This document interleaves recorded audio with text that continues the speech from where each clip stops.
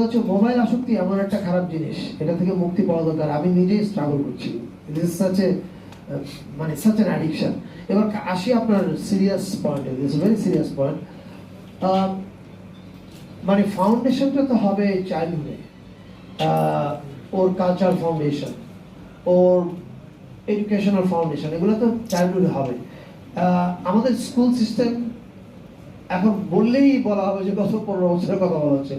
আমরা শুধুমাত্র পাশের হার বাড়িয়েছি, আমরা শুধু দেখেছি কতজন জিপিএ 5 পায়, নাম্বার কিভাবে বাড়ানো যায়।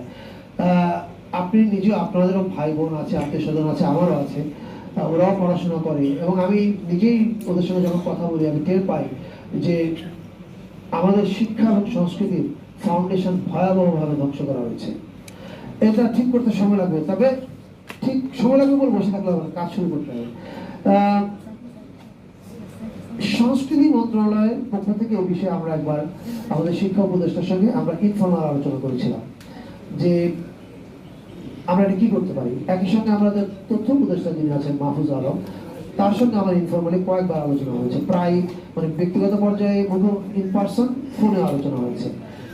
একটা জায়গাতে আমি আপনাদেরকে বলতে পারি, আমি জানি যে তাদের সঙ্গে নতুন করে নিয়ে আমার একটা আলোচনা হয়েছে। মাহফুজ আলম এবং তার মিনিস্ট্রি কমপ্লিটলি অ্যালাইন যে নতুন কুড়িটা চালু করতে হবে।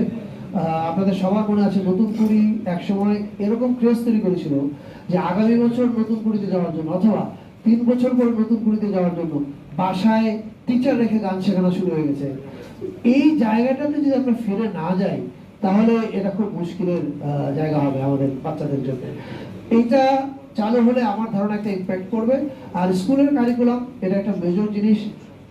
আই থিঙ্ক এগেইন আমরা তো অল্প কয়েকদিনের সরকার, আমার মনে হয় যে ইলেকটেড গভর্নমেন্ট আসলে পরে শিক্ষা ব্যবস্থার দিকে টোটালি তাকানোর সময় আসছে যে আমরা আমাদের শিক্ষা ব্যবস্থাটার কাজ কি, আমরা ইউনিভার্সিটি থেকে কি প্রডিউস করতে চাই, এবং এরা পাশ করে বের হয়ে কি কাজে আসবে, ওদের কাজটা কি হবে, এইটাকে মাথায় রেখে আমার মনে হয় আমাদের টোটাল শিক্ষা ব্যবস্থা, syllabus and extra curricular activities design করার সময় চলে এসেছে।